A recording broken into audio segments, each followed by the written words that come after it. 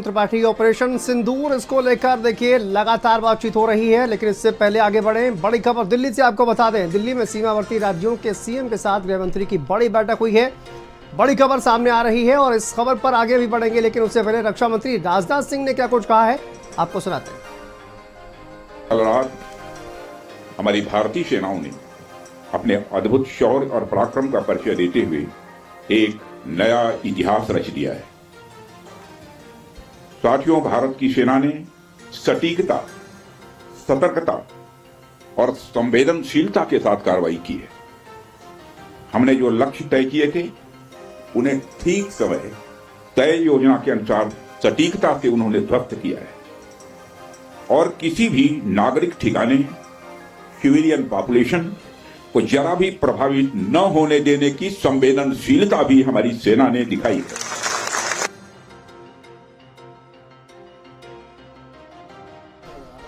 तो रक्षा मंत्री राजनाथ सिंह को आपने सुना। चलिए आगे बढ़ते हैं। एक और बड़ी खबर आपको बता दें। दिल्ली से देश भर के कई हिस्सों में मॉक ड्रिल लगातार जारी है।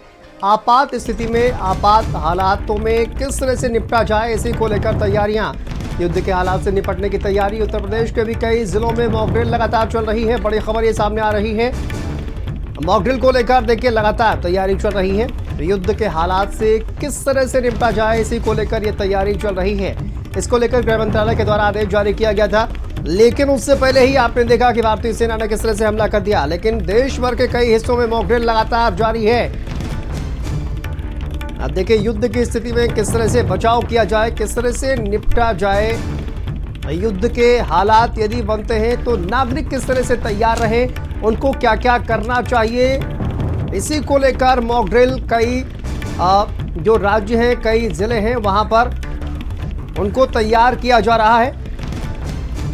आपात हालात से निपटने की तैयारियां। अनूप हमारे सहयोगी जुड़ गए हैं। अनूप, और अनुरोध है सुरक्षा से संबंधित जो भी निर्देश बताया जाता है उसको पालन करें। बिल्कुल अनूप, देखिए लगातार तैयारियां चल रही हैं। क्या कुछ कहना है अभी, किस तरह की तैयारियां चल रही हैं? देखिए, बिल्कुल भारत सरकार द्वारा जिस तरह से पाकिस्तान और भारत के बीच जो तनावपूर्ण माहौल चल रहा है, उसके बाद आज सभी जो स्टेट हैं वहाँ पे मॉक ड्रिल करने के आदेश दिए गए हैं। ये मॉक ड्रिल इसलिए रखी गई है ताकि यदि युद्ध की कोई स्थिति बनती है तो ऐसे में जब बिगुल बजता है तो कैसे लोगों को सुरक्षित स्थान पे पहुंचाना है, कैसे वो एक्सरसाइज करनी है, तो तमाम चीज़ों को लेकर के जो मॉक ड्रिल है वो की जा रही है।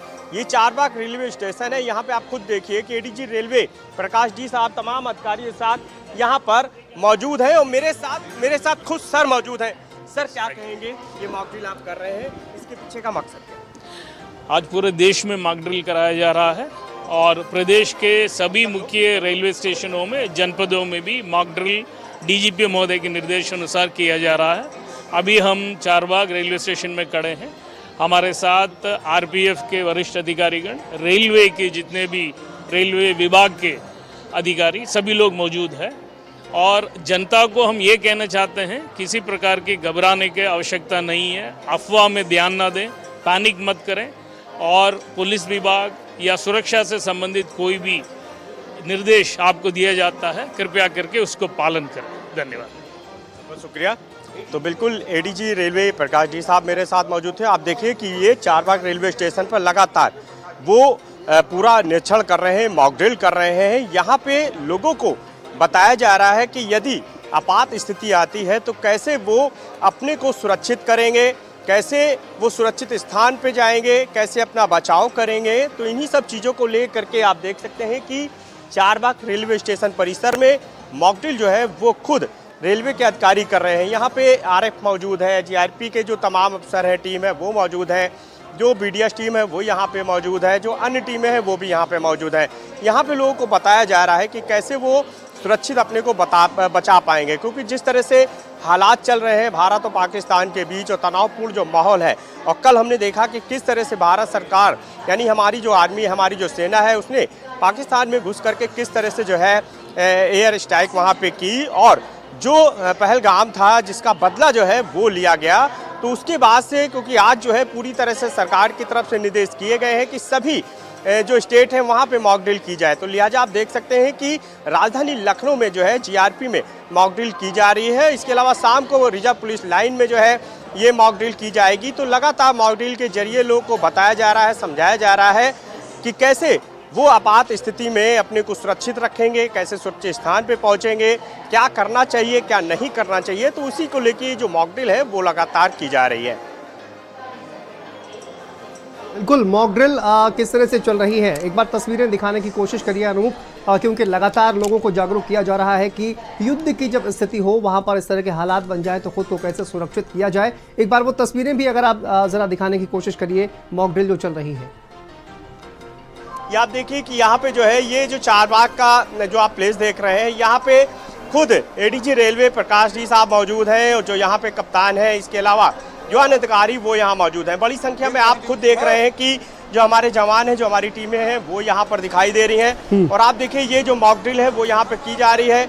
लोगों से जो यहाँ पे पैसेंजर्स हैं, यात्री हैं, वो जो यहाँ पे मौजूद हैं उनके बीच जा करके मॉक ड्रिल की जा रही है। लोगों को बताया जा रहा है कि कैसे जब आपात स्थिति आती है तो आप कैसे जो है क्या करोगे। इसके अलावा आप देखिए कि चेकिंग भी की जा रही है। यहाँ पे जो तमाम लगेज है वो भी चेक किया जा रहा है, क्योंकि जिस तरह के हालात हैं ऐसे में किसी भी तरह से माहौल ना खराब होने पाए, कोई भी संदिग्ध जो है वो माहौल को ना खराब कर पाए। तो इन सभी चीज़ों को इस मॉक ड्रिल का हिस्सा बनाया गया है। और आप खुद देखिए कि प्रकाश जी जो एडीजी रेलवे है वो खुद यहाँ पर मौजूद है। उन्हीं के पूरे निर्देशन में जो है ये जो अभियान है मॉक ड्रिल वो की जा रही है, जो चेकिंग अभियान है वो किया जा रहा है। यहाँ पे डीआईजी रेलवे वो भी यहाँ पे मौजूद है, जो कप्तान है एसपी है। ठीक है अनूप, वापस आएंगे आपके पास और आपसे जानेंगे किस तरह की मॉक ड्रिल वहां पर चल रही है। लेकिन चलिए इसी पर बातचीत करेंगे और हमारे साथ बीएन झा साहब जुड़ गए हैं, रक्षा विशेषज्ञ हैं। बीएन झा साहब, बहुत स्वागत है आपका भारत समाचार पर। सर, अभी देखिए भारत ने जिस तरह का वहां पर एयर स्ट्राइक की है, आतंकी ठिकानों को ध्वस्त किया गया है, उसके बाद पाकिस्तान की गीदड़ भभकी भी सामने आ रही है और ये कहा जा रहा है कि एनएसजी की वहां पर बैठक हुई है। आप किस तरह से देखते हैं ये जो पूरा अब जो हालात हैं वो और भी ज़्यादा ख़राब होते हुए देख रहे हैं? पाकिस्तान कोई रिटेलिएट करेगा या फिर अभी हालात नॉर्मल होते हुए देख रहे हैं आप? दो चीज़ें हैं। देखिए, एक तो ये सिविल डिफेंस का जो मॉक ड्रिल चल रहा है तो ये है जी, और दूसरा पाकिस्तान का मामला है। तो देखिए, पाकिस्तान के मामले में भारत को जो करना था भारत ने कर लिया है।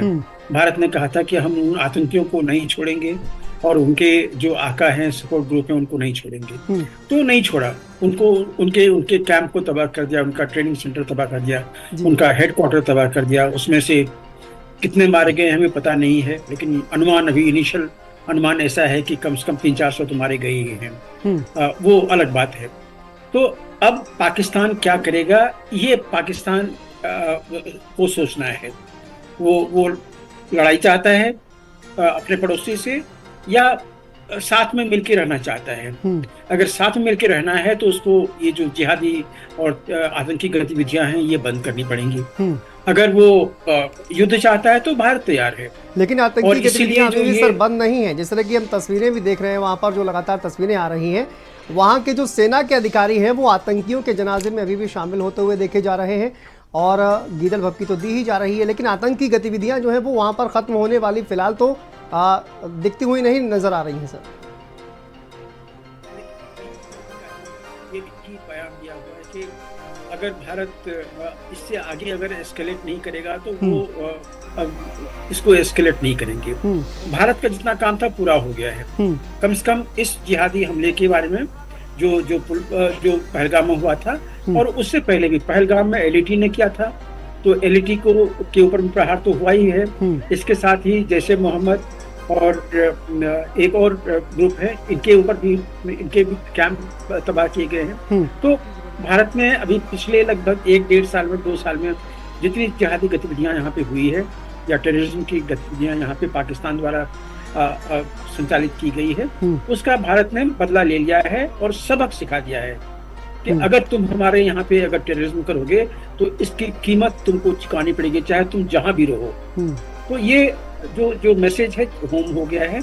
अब इसके ऊपर में पाकिस्तान के ऊपर में निर्भर करता है। वो अगर एस्केलेट करता है तो भारत पूरे फुल फ्लेज्ड वॉर के लिए तैयार है। सर, आपने मैसेज की बात की, आप ये चीज मैं एक चीज जानना चाहता हूं सर, आपने मैसेज की बात कही है, पाकिस्तान अपने नागरिकों को क्या मैसेज देने की कोशिश करेगा? क्योंकि अभी उन्होंने कहा है कि हम इसका जवाब देंगे, क्या पाकिस्तान भारत पर हमला करेगा, क्योंकि यहाँ पर तो कोई आतंकी कैंप है नहीं, और अगर हमला करेगा तो क्या भारतीय सेना पर करेगा और उसके बाद का उसको एक एक्ट ऑफ वॉर माना जाएगा, तो किस तरह से अपने नागरिकों को क्या संदेश देगा, क्योंकि वहाँ पर सब कुछ एक्सपोज हो चुका है, वहीं के नागरिक वीडियो बनाकर सोशल मीडिया पर डाल रहे हैं अभी। बिल्कुल ठीक है, आपने बिल्कुल ठीक कहा, और यही चीज हमने आज पूरे देश के सामने भी रखा हुआ है कि अगर पाकिस्तान वहां से रिटेलिएट करेगा या इसका बदला लेना चाहेगा जिहादियों कैंप के बदले में, तो उसको या तो यहाँ पे भारत के जो नॉर्मल सिविलियंस हैं इसके ऊपर में उसको अटैक करना पड़ेगा, या फिर मिलिट्री इंस्टॉलेशंस के। आइदर केस, चाहे सिविलियन हमारे सिविलियन पे अटैक करे, चाहे हमारे मिलिट्री या उसके इंस्टॉलेशंस पे अटैक करे, दोनों एक्ट ऑफ वॉर है। तो इसके बाद फिर भारत को वॉर में जाना पड़ेगा, और फिर पाकिस्तान कहाँ तक विथस्टैंड कर पाएगा उस वॉर को, ये लोगों को एनालाइज करने वाली बात है। मुझे नहीं लगता है कि पाकिस्तान इसको सस्टेन कर पाएगा। अब जहाँ तक आपने पूछा कि वो अपने सिविलियंस को क्या बताएगा, तो देखिए आज के दिन में पाकिस्तान में जो शहबाज शरीफ है वो एक कठपुतली बन गए हैं, बिल्कुल कठपुतली बन गए, उनके हाथ में कुछ नहीं है।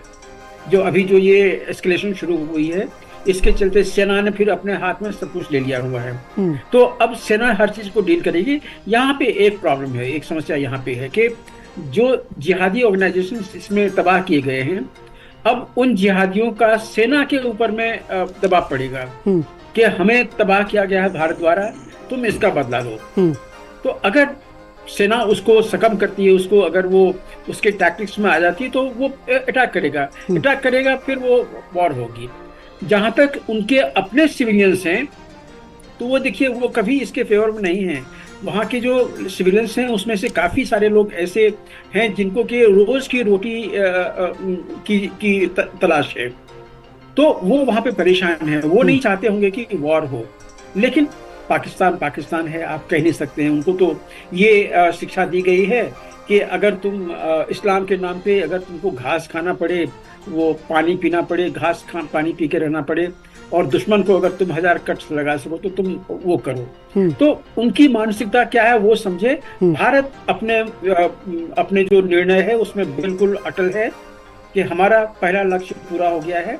अब पाकिस्तान अगर बढ़ के अटैक करता है तो फिर पाकिस्तान को छोड़ेंगे नहीं, उसको सबक सिखा देंगे।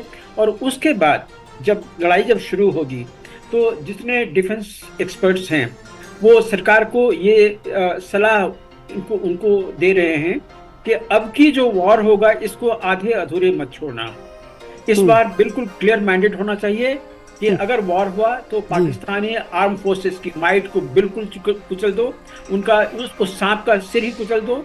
और दूसरी, पीओके में इतने आगे बढ़ जाओ जहां से कि जो ये सीपीईसी है, जो चाइना पाकिस्तान इकोनॉमिक कॉरिडोर है, वो आपके डायरेक्ट लाइन ऑफ फायर हो जिसको आप कंट्रोल कर सको। तो ये दो ऑब्जेक्टिव लेके चलो जिससे कि बाद में आपको पीओके लेने के लिए बहुत ज्यादा जद्दोजहद नहीं करनी पड़ेगी। ये दो एम लेके भारत फिर वो लड़ाई करना चाहिए, और भारत के सामने में पाकिस्तान नहीं टिकेगा। और ये भी जान लीजिए, चाइना पाकिस्तान के लिए नहीं कभी लड़ेगा। अगर पाकिस्तान को हम लोग समझे हैं, मैं तो 1974 में मैंने मिलिट्री कॉलेज में दाखिल ली थी, उन्हीं दिनों से हमें बताया जा रहा है कि हम लोग 2 फ्रंट वॉर के लिए तैयार हो रहे हैं।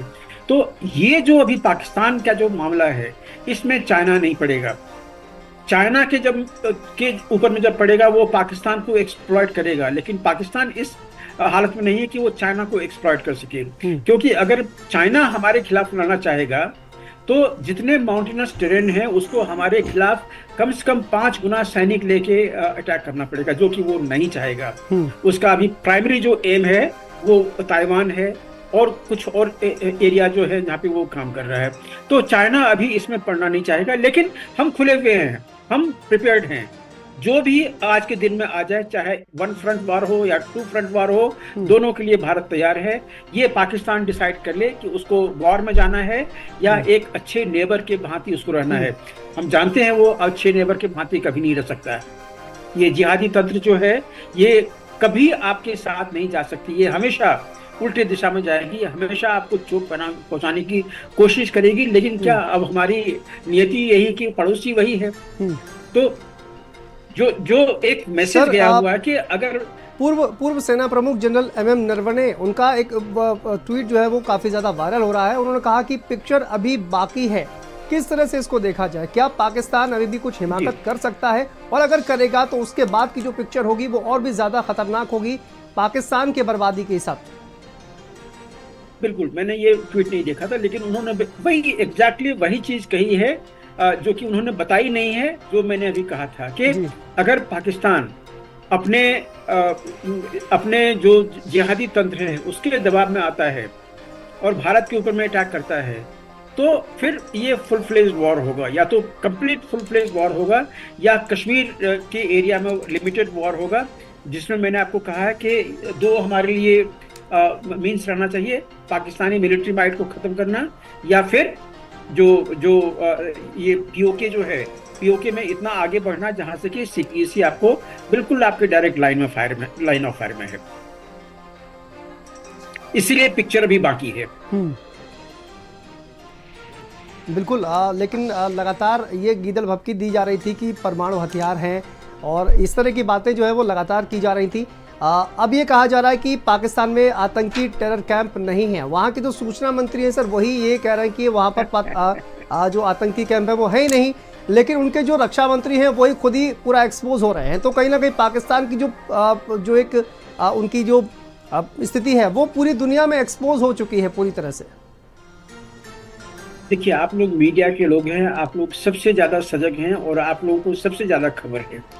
मैं आपको आज से 6 साल पहले लेके चलता हूँ, जब इमरान खान वाशिंगटन गया हुआ था डोनाल्ड ट्रंप के आगे में, ऑन कैमरा उसने कहा था कि पाकिस्तान के सरजमीन पे 43 जिहादी ऑर्गेनाइजेशंस हैं, 43 उन दिनों में, 2018 की बात कर रहा हूँ मैं, और उनके पास में 30 से 40 हजार ये टेररिस्ट हैं जिनको उन्हें उन दिनों के क्रंच टाइम में खिलाना पड़ रहा था।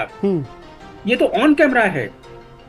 और उसके अलावे अभी जो उसके डिफेंस मिनिस्टर ने कहा था कि हाँ, हमारे यहाँ पे जिहादी कैंप्स हैं, ये हम वेस्टर्न कंट्रीज हमें जो कहते हैं हम वो करते हैं। इन दोनों चीज को आप लोग मिला लीजिए और तो कोई कहीं पे डिनाइल की जगह ही नहीं रह जाती है। और हम लोग भारत में तो हम लोग सब जानते हैं कि पाकिस्तान जो है वो जिहादियों के कैंप से भरा हुआ। जैसे मैंने आपको बताया कि आज के दिन में 60 जिहादी कैंप हैं, 60। तो कहाँ कैंप नहीं होगा। अभी परसों में एक छोटा सा लिमिटेड रिसर्च कर रहा था, देख रहा था कि अगर पाकिस्तान के जो ट्रेनिंग कैंप्स हैं, अगर इसको तबाह करना चाहे भारत, तो भारत को क्या करना चाहिए। तो मुझे लगा कि जैसे LET लश्कर तैयबा, इसका हेडक्वार्टर जो है वो मुरिदके में है, लेकिन इसके और जो कैंप्स हैं वो कराची, पेशावर, मुजफ्फराबाद, इस्लामाबाद, रावलपिंडी में है। जैश ए मोहम्मद, इसका सरगना है मसूद अजहर, इसका हेडक्वार्टर बहावलपुर में है। इसके एक और कैंप वहाँ पे जो मुजफ्फराबाद में है। हिजबुल मुजाहिदीन, इसका सरगना है सलाहुद्दीन, इसका हेडक्वार्टर मुजफ्फराबाद में है। और वहीं पे बगल में ये जो सियालकोट है, वहाँ पे कोटली में भी इसका है, जिसको अभी भारतीय सेना ने अभी अटैक किया हुआ है। तो इस तरह से सारे जिहादी ऑर्गेनाइजेशंस के टेरर कैंप हैं। और ये डिटेल्स आपको UN के, यूनाइटेड नेशंस के जो टेक्स्ट हैं वहाँ पे आपको मिल जाएंगी। तो शक और सुबह की जगह कहाँ रह जाती है कि हमारे पास में ट्रेनिंग कैंप नहीं है। अपने मन में उसको अगर इमेजिन करना है तो वो इमेजिन करे, लेकिन प्रैक्टिकली हम लोग सब कन्विंस्ड हैं, वर्ल्ड आर्ट के आज के दिन में कन्विंस्ड है। अब जहां तक बात आती है, जो अभी आप फिलहाल जो मॉक ड्रिल में लगे हुए हैं, ये बहुत जरूरी है। देखिए, जिस दिन भारत ने न्यूक्लियर आर्सेनल्स का ये किया था, टेस्ट किया था 1998-99 में, उन्हीं दिनों से भारत को चाहिए था कि जितने कंस्ट्रक्शंस होते, चाहे वो रेसिडेंशियल होते या बड़े ऑफिशियल होते, वहाँ पे बेसमेंट में एक न्यूक्लियर बंकर बनाने का प्रोविजन है।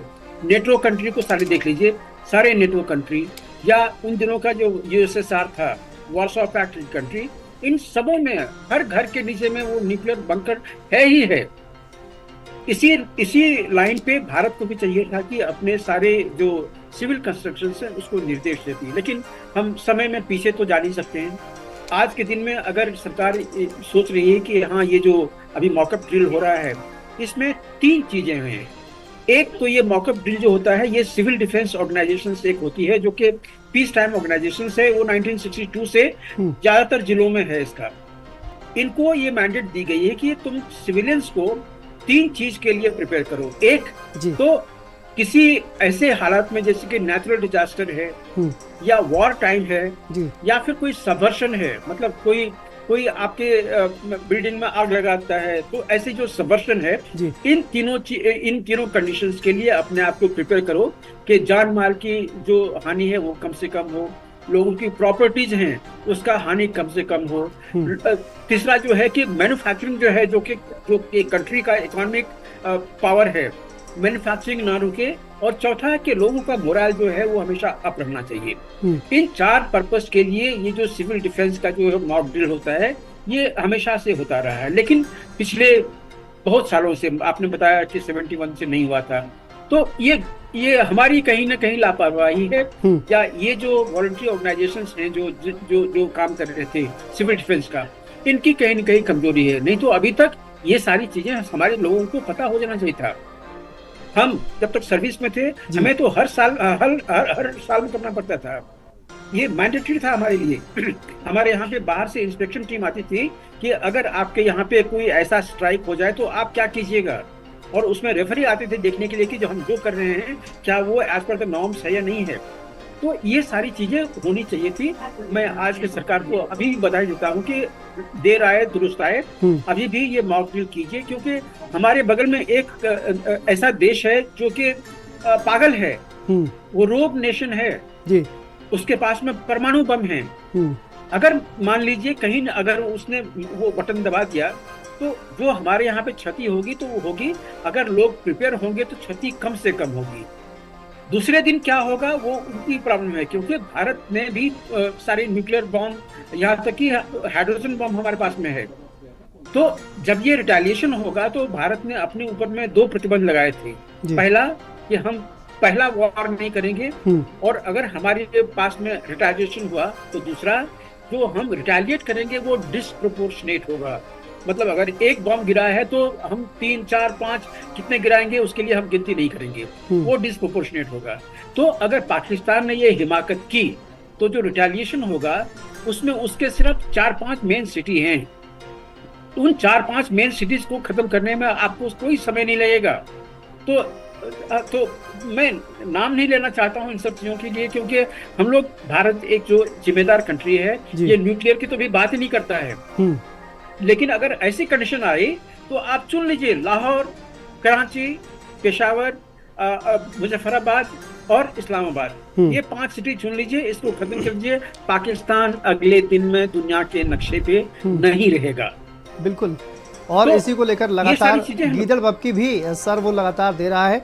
वापस आऊंगा आपके पास, हमारे सहयोगी दीपक भी हमारे साथ जुड़ गए हैं। दीपक, जरा बताइए दिल्ली में इस वक्त क्या हो रहा है? बताया जा रहा है कि तमाम जो मुख्यमंत्री हैं सीमावर्ती राज्यों के, उनके साथ भी बैठक हो रही है, तो अभी भी तैयारियां चल रही हैं।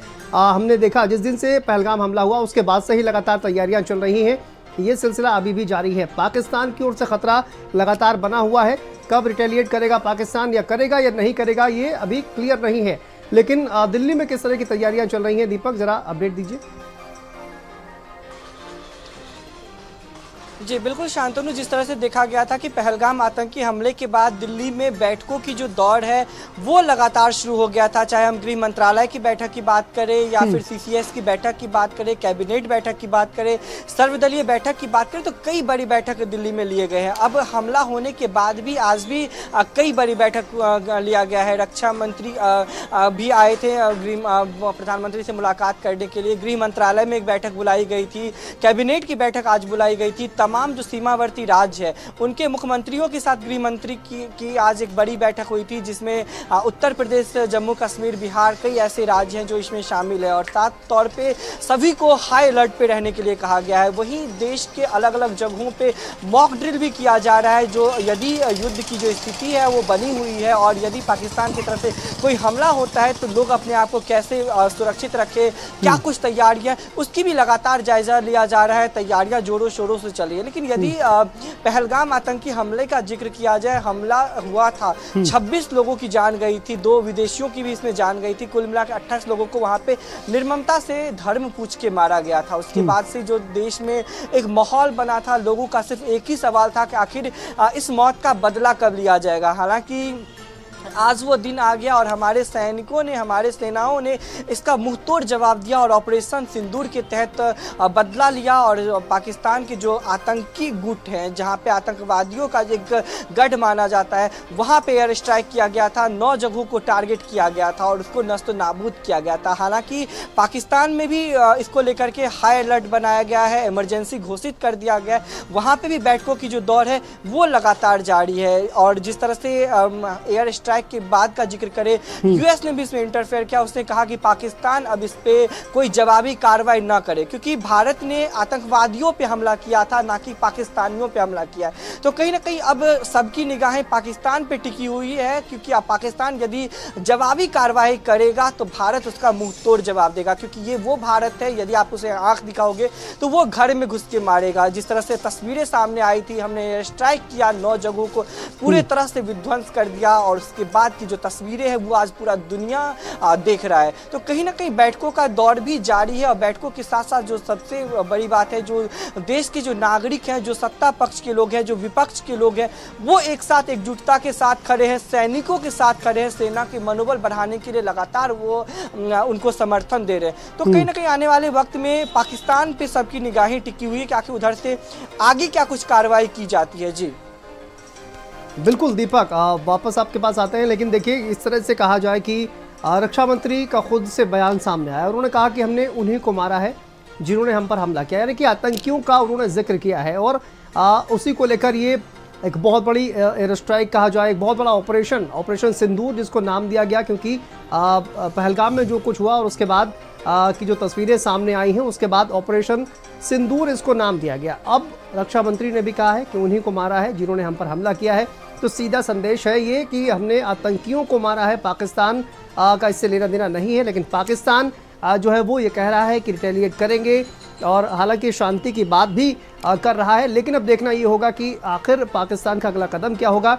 लेकिन तैयारियां हमारे पास जो है वो लगातार चल रही हैं और तैयारियों के तौर पर हमने आपको दिखाया किस तरह से मॉक ड्रिल की जा रही है, और मॉक ड्रिल जो है वो लगातार चल रही है। 7 मई यानी कि आज जो है वो गृह मंत्रालय की ओर से ये कहा गया था कि पूरे देश में हर राज्य में मॉक ड्रिल की जाएगी। 244 ऐसी जगह है जहां पर मॉक ड्रिल जो है वो लगातार चल रही है। अभी आपने लखनऊ से तस्वीरें देखी जहां मॉक ड्रिल चल रही थी, लोगों को वहां पर जागरूक किया जा रहा है। और इसके साथ साथ जो मॉक ड्रिल में लोग किस तरह से युद्ध के हालात अगर बनते हैं तो किस तरह से लोगों को सुरक्षित रहना है, किस तरह से अपने आप को बचाना है, प्रॉपर्टीज़ को बचाना है, क्या कुछ करना है, ये तमाम चीज़ें जो लगातार सिखाने का काम लोगों को किया जा रहा है। दिल्ली में किस तरह का मॉक ड्रिल अभी फ़िलहाल दीपक चल रहा है, और लोग अभी भी वो मॉक ड्रिल जो है वो कंटिन्यू चल रही है, लोगों को अभी भी सिखाने का जो काम है वो वहाँ पर चल रहा है। क्या अपडेट है इसको लेकर? जी बिल्कुल, यदि दिल्ली का जिक्र किया जाए शांतनु, तो लगभग कह सकते हैं कि 550 ऐसे स्कूल को चयनित किया गया था जहां पे बच्चों को मॉक ड्रिल के माध्यम से उन तमाम घटनाओं का जिक्र किया गया, कैसे युद्ध के समय वो अपने आप को बचा सकते हैं, कैसे अपने परिवारों को बचा सकते हैं, क्या कुछ उस वक्त किया जाना चाहिए। और साथ ही दिल्ली के अलग अलग इलाकों में बात करें, चाहे दिल्ली की वो खान मार्केट हो, कनॉट प्लेस स्थित CP हो, या फिर हम LNJP अस्पताल हो, RML अस्पताल हो, राजघाट हो, तो कई जगहों पर सभी जिलों में चयनित किया गया है जगह जहां पे मॉक ड्रिल लगातार जारी है और लोगों को अवेयरनेस किया जा रहा है कि यदि युद्ध होता है तो वो अपने आप को किस तरह से सुरक्षित रखे। घबराने की बात नहीं है, क्योंकि जब नाइट आउट होती है, ब्लैकआउट किया जाता है और जब सायरन बजता है तो जब हमें जानकारी ना होती है तो हम घबरा जाते हैं। उसकी पूरी जानकारी लोगों को दिया जाता है कि यदि कोई ऐसा सिचुएशन आता है, यदि कोई ऐसा माहौल बनता है, यदि कोई सायरन सुनाई देता है, तो ब्लैकआउट होता है, तो वो घबराए नहीं, संयम से काम ले, उस वक्त वो क्या कुछ करे,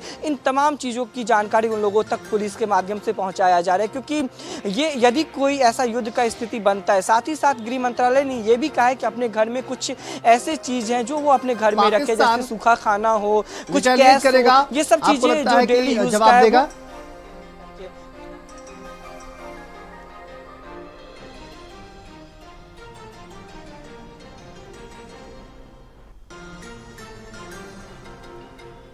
जी मनोज जी, आपको आवाज आ रही है सर? हाँ, शांतनु सुन सकता हूँ मैं। हाँ सर, ये अब ये हमला हो गया है, मॉक ड्रिल भी चल रही है, आप देखिए पाकिस्तान गीदड़ भभकी भी दे रहा है, आगे के हालात किस तरह के होंगे, किस तरह से देखते हैं आप? मेरा जो मानना है वो ये है कि अभी तो अब हमने जो पहला कदम लिया है और हम ये मान के अगर चले कि पाकिस्तान वाले चुपचाप बैठेंगे, ऐसा होगा नहीं, क्योंकि उनकी फौज ही उनको चलाती है। तो कोई ना कोई रिएक्शन होगा। अब रिएक्शन ऐसा भी हो सकता है कि जैसे कि ईरान ने इजराइल पर किया था, कुछ मिसाइल चला दिए अपनी लोगों को सेटिस्फाई करने के लिए। लेकिन मैं तो चाहूंगा कि वो थोड़ा बहुत बड़ा कुछ करे, जिससे कि कम से कम हमारा जो मुख्य उद्देश्य है, ये टेररिस्ट को मारना थोड़ी है, उद्देश्य होना चाहिए उनके जो मिलिट्री बेसेस हैं, मिलिट्री कमांडर जो उसको चला रहे हैं जी, उनको हमें नेस्तो नाबूद करना चाहिए। ये मेरी सोच कहती है। तो आपका भी ये मानना है कि पिक्चर अभी भी बाकी है? ये तो सिर्फ ट्रेलर था मेरे हिसाब से, अभी तो सिर्फ शुरुआत हुई है इसकी जी। और हम ये मान के चले कि पाकिस्तान शांत रहेगा, ऐसा होगा नहीं, कुछ ना कुछ तो कहेगा। और उन्होंने कहा भी है, उनके ISPR ने भी कहा है आके। लेकिन सर आप भी कह रहे हैं कि पाकिस्तान कुछ ना कुछ करेगा, लेकिन हिंदुस्तान में आतंकी कैंप नहीं है। मैं जैसा कि कह रहा था, हिंदुस्तान में आतंकी कैंप है नहीं, तो पाकिस्तान हमला करेगा तो सिविलियंस पे करेगा या फिर मिलिट्री पर करेगा? एक्ट ऑफ वार माना जाएगा इसको लेकर। पाकिस्तान क्या उसके लिए तैयार है, जिस तरह का रिटेलिएशन भारत की तरफ से होगा उसके बाद? नहीं, मैंने जैसा भी आपको बताया कि पाकिस्तान के पास दो ऑप्शन है। पहला ये कि जैसे कि ईरान ने इजराइल के ऊपर कुछ फायर करा था, जब इजराइल ने उनके ऊपर कुछ उनके लोगों को टारगेट करा था, कुछ मिसाइल चला दिए, अपने लोगों को खुश कर दिया, वो एक पॉसिबिलिटी है। दूसरी पॉसिबिलिटी ये है कि हमारे कुछ जो क्रिटिकल टारगेट्स हैं, जैसे कि आप मान के चलिए कोई एक हो सकता है कि डैम हो सकता है जी, या या कोई रिलीजियस प्लेस हो सकती है, उसको टारगेट करेंगे, जिससे कि फिर से कुछ कैजुअलिटीज हों। और उसके बाद जो है फिर वो एक्सपेक्टेशन तो करेंगे रिटेलिएशन का, लेकिन वो करना चाहेंगे इसको, लेकिन वो लेवल 2 पे है। पहले वो हो सकता है कि सिर्फ मिसाइल चला के अपने लोगों को सेटिस्फाई करें।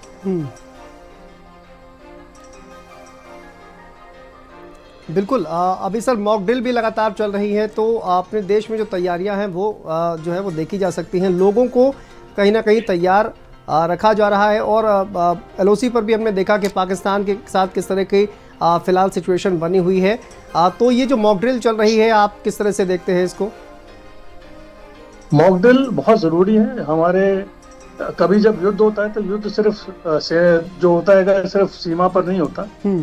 युद्ध कई बार सीमा से आगे जाके जो जैसे बड़े शहर हैं, दिल्ली हो गया या बॉम्बे हो गया या आसपास के जो अपने बॉर्डर के शहर हैं, जैसे फिरोजपुर में परसों करी गई थी, तो वहां पर भी वहां के लोगों को चेतना रहना, जिससे कि कैजुअलिटीज कम से कम हो। हमें लोगों को होना चाहिए। आज मैंने भी अपने सेना अभ्यास, मेरा जो स्कूल है वहां पर भी हमने अपने बच्चों को ट्रेनिंग करवाई थी, मॉक ड्रिल करवाया था और सिविल डिफेंस की हमने तैयारी कराई थी, जिससे कि हमें पता रहे कि आगाज है कि अगर मान लो कुछ होता है तो किस तरह से हमने अपने आप को बचाना है उसमें से। तो जरूरी है मॉक ड्रिल भी हमारे। सर आतंकी जो मसूद अजहर है, उसका पूरा परिवार जो है वो उसको तबाह कर दिया गया है एक तरह से देखा जाए। इसके अलावा लश्कर का जो एक कैंप है उसको भी उड़ाया गया है। आप क्या लगता है कितना इन दोनों ही जो आतंकी संगठन है इनको कितना नुकसान हुआ है, जिस तरह का हमला देखने को मिल रहा है, जिस तरह की तस्वीरें सामने आ रही है अभी? ये नुकसान अभी जो हुआ है, जो ग्राउंड सोल्जर्स हैं उनके जी, जो जमीन पे काम करते हैं वो लोग हैं, और वो तो वैसे भी मरने के लिए आए थे, या तो भारत में आके मरते या फिर जो है हमने उनको मारा मरे। ये मारना ठीक है, अच्छी बात है, हमने अपना एक पहला बदला लिया है जी। मेरा अभी भी ये मानना है कि आगे हमें कुछ ना कुछ करके इनके सैन्य ठिकानों को, इनके सेना के जो मुख्य जो इसमें इन्वॉल्व है, चाहे ISI के मुख्यालय है या उनको हमें टारगेट करना जरूरी है। ये एक मुद्दा हो सकता है। साथ ही साथ ये भी एक मौका है कि जो हम बोलते थे कि अलग अलग जो खैबर पख्तूनख्वा को हमने अलग करना है, या नीचे जो बलूचिस्तान को अलग करना है, या सिंधिस्तान करना है, या POK या हमारा पाकिस्तान ऑक्यूपाइड जम्मू कश्मीर को वापस लेना है, ये मौका है, आगे बढ़ना चाहिए। अब ये डिसाइड तो खैर हमारी जो है दिल्ली में बैठी सरकार करेगी या फौज करेगी, लेकिन ये एक मौका है जिसे हम गंवाना नहीं चाहिए। बिल्कुल। पाकिस्तान ये हिमाकत शायद ही करेगा, लेकिन VN झा साहब जिस तरह से मनोज कुमार सर कह रहे हैं कि पाकिस्तान कुछ बड़ा करे, मैं ये चाहता हूं कि पाकिस्तान कुछ ऐसा करे ताकि भारतीय सेना को मौका मिल पाए और पीओके जो है वो भारत का हिस्सा बन सकता है। जैसा कि आपने भी कहा कि वो सीपीसी जो है वहां तक भारत का कब्जा होना चाहिए, तो आप किस तरह से देखते हैं कि अब पाकिस्तान इतनी हिमाकत करने की स्थिति में फिलहाल आपको दिख रहा है? देखिए, सबसे पहली तो ये बात है कि ये मिलिट्री का वॉर का समय नहीं है। हम लोग आसानी से बात करते हैं कि ऐसा करना चाहिए, पीओके लेना चाहिए, लेकिन क्या आप अंदाजा लगा सकते हैं कि अगर पीओके लेने के लिए हम ऑपरेशंस करेंगे तो हमारे कितने सैनिक मारे जाएंगे, हमारी कितनी इकोनॉमिक जो मेल्ट डाउन होगी? क्या किसी ने सोचा है इसके बारे में?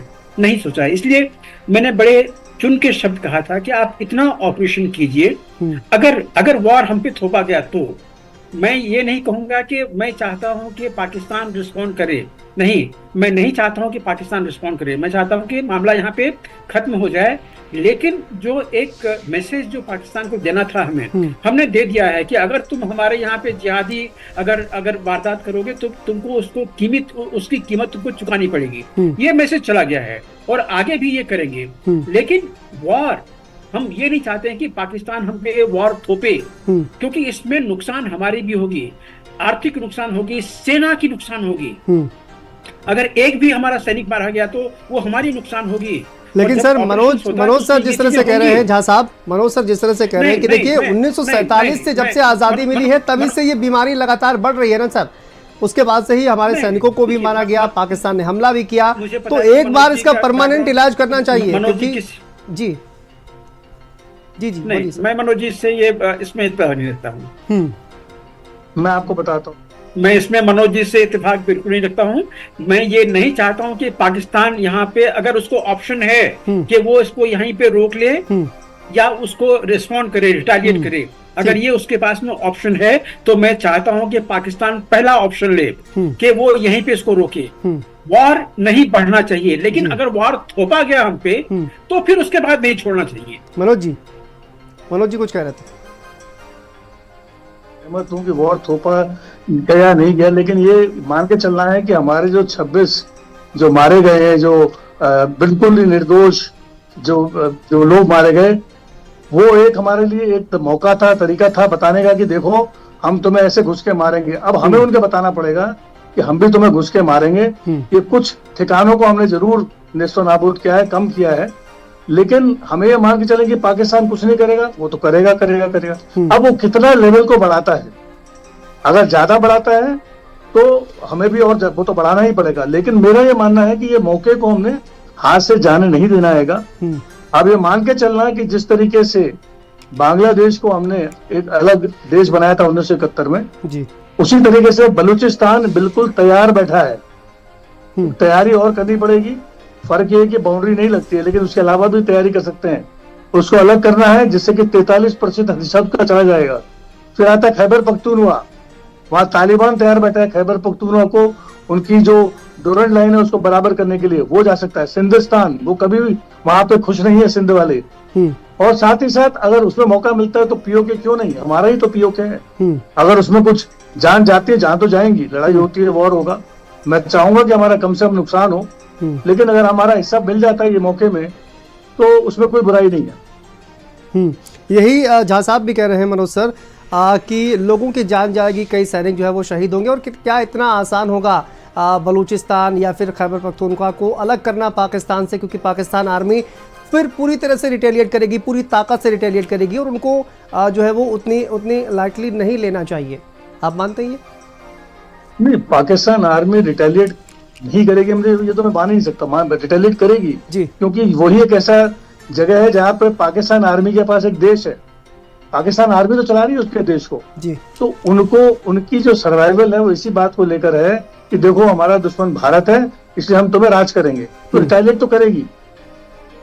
मैं ये कह रहा हूँ कि रिटेलिएशन 2 लेवल का होगा, एक आसान वाला होगा, एक मुश्किल वाला हो सकता है। आसान वाला कुछ मिसाइल चला दिया, खुश कर दिया, लेकिन उसके बावजूद भी मैं ये नहीं कह रहा कल ही शुरू करो, परसों शुरू करो। मैं ये कह रहा हूँ हमें तैयारी करके पाकिस्तान को अलग अलग टुकड़ों में बांटना जरूरी है। अब ये नहीं बोला कल कर दिए, परसों करिए, तैयारी करनी पड़ेगी हमें जी। और उसमें जो नुकसान होगा तो नुकसान होगा, लेकिन उस देश का जो नुकसान होगा वो तो ज्यादा होगा, हमारा तो बहुत कम नुकसान होगा उसके हिसाब से। हमें उसको तोड़ना जरूरी है। सिर्फ पंजाब ही बचेगा उनके पास, बाकी तो तोड़ना जरूरी है। अकेले नहीं कर सकते, समय लगेगा, लेकिन सोच में तो कम से कम आना चाहिए कि हम कर सकते हैं इस बात को। बिल्कुल, और सोच वो कहीं ना कहीं दिखाई भी दे रही है। वीएन झा साहब, उनका कहना है कि देखिए कहीं ना कहीं जो है वो सोच ये तो लानी ही पड़ेगी कि हम कर सकते हैं और हमको करना ही है। ये हमने दिखाया है, बालाकोट में भी दिखाया है और उसके बाद अभी भी दिखाया है कि जिस तरह से हमने पाकिस्तान पर हमला किया है, तो पाकिस्तान के खिलाफ क्यों ना ये ऑपरेशन भी कर दिया जाए। झा साहब,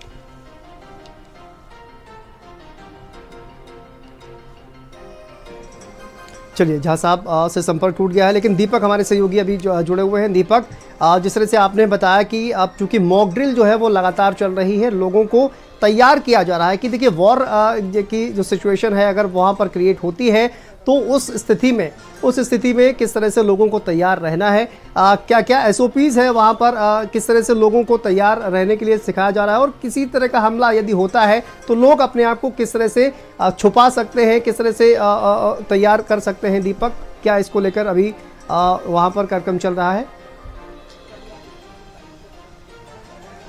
जी बिल्कुल शांतनु, यदि मॉक ड्रिल का चर्चा किया जाए तो आज देश भर में अलग अलग जगहों पे मॉक ड्रिल का आयोजन किया गया है। साथ ही यदि हम दिल्ली की बात करें तो आज रात 8 बजे से लेकर के 8:15 तक NDMC क्षेत्र में ब्लैकआउट किया जाएगा। उनको बताया जाएगा कि आखिर जब रात में सायरन बजेंगे युद्ध के दौरान तो कैसे ब्लैकआउट किया जाता है, उसके क्या कुछ मायने हैं, हमें किस तरह से तैयार रहना है। क्योंकि यदि ब्लैकआउट का जिक्र किया जाए तो युद्ध के वक्त में ब्लैकआउट काफ़ी मायने रखता है, और जिस तरह से युद्ध का जब सायरन बजेगा तो पावर कट किए जाएंगे। चलिए दीपक, आपको रोकना चाहेंगे, इसी बीच बड़ी खबर सामने आ रही है।